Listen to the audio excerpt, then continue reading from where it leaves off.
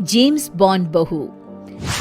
गंगानगर में सुमन अपने बेटे योगेश, बहू मीना और बेटी शीला के साथ रहा करती थी।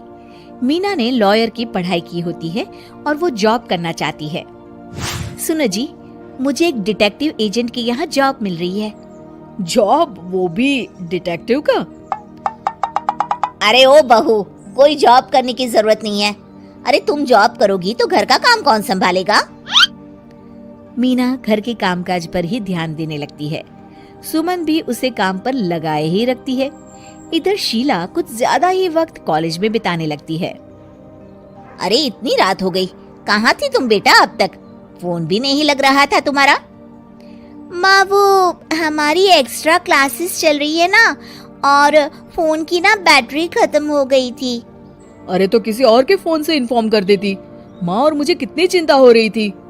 धीरे धीरे शीला रोज ही देरी से घर आने लगती है।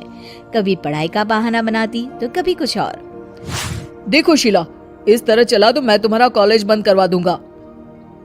ऐसा मत बोलिए ना, मैं समझाती हूँ इसको। मीना शीला को समझाने की कोशिश करती है, मगर वो उल्टा उसे ही झाड़ देती है। शीला, इस तरह घर रोज लेट आना अच्छी बात नहीं है। मुझे मत सिखाओ, बहू हो तो बहू के जैसे रहो। अरे मगर मैं तुम्हारी भलाई के लिए बोल रही हूँ ना शीला।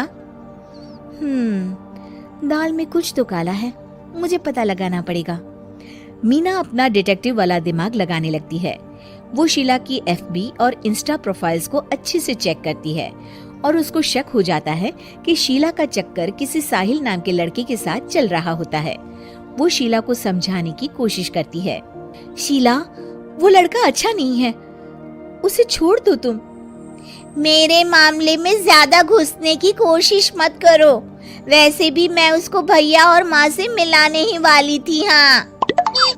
थोड़े दिन बाद शीला का बीएफ साहिल अपने पिता के साथ उसका हाथ मांगने आ जाता है।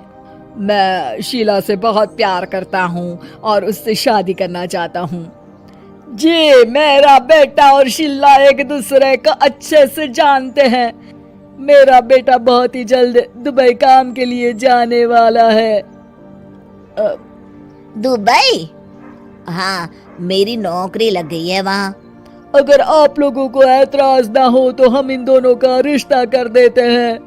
सीमा दुबई का नाम सुनकर प्रभावित हो जाती है और योगेश से सलाह मशवरा करके रिश्ते के लिए हाँ बोल देती है। अजी, अब जब बच्चों ने एक दूसरे को पसंद कर लिया है तो हम कौन होते हैं मना करने वाले। आप तो उसके दुबई जाने से पहले ही शादी तय कर दीजिए। हे भगवान, क्या हो रहा है ये सब? बस दुबई का नाम सुनते ही माँ जी उनकी बातों में आ गई। मुझे ही कुछ करना पड़ेगा। अब सुनिए जी, आपको नहीं लगता माँ जी ने रिश्ता तय करने में जल्दबाजी कर दी है? हाँ, सो तो है। बस मुझे तो ये लग रहा है कि हमें पहले लड़के और उसके परिवार की अच्छे से जांच पड़ताल करनी चाहिए। तुम माँ के फैसले पर शक कर रही हो मीना?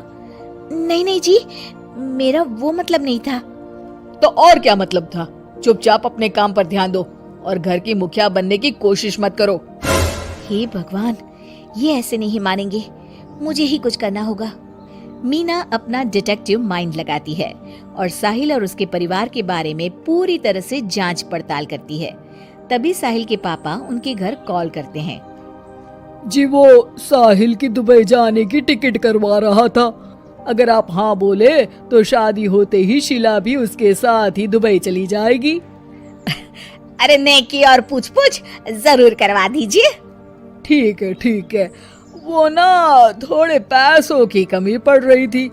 आप बस 1 लाख रुपए ट्रांसफर कर दीजिए हमारे अकाउंट में। जी जी जरूर, बेटी की खुशी के लिए कुछ भी। मीना सब सुन रही होती है। माँ जी, ये आप क्या कर रही हैं? हम उनको अच्छे से जानते भी नहीं हैं। अरे तू चुप कर, हर वक्त टोक लगाती रहती है। मीना को जांच पड़ताल करने पर एक बहुत बड़ा सबूत मिल जाता है।